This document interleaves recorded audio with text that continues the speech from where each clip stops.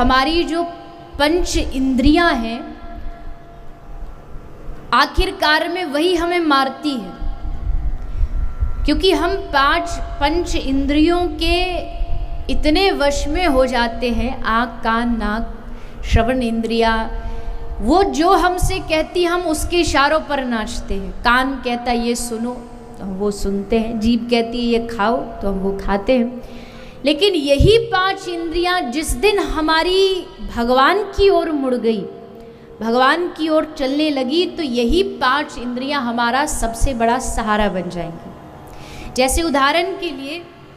एक छोटा सा बालक अपने पिता के साथ जा रहा था, तो उसने देखा एक आदमी नगर से सड़क से निकल के जा रहा है, उसके आसपास 5 लोग,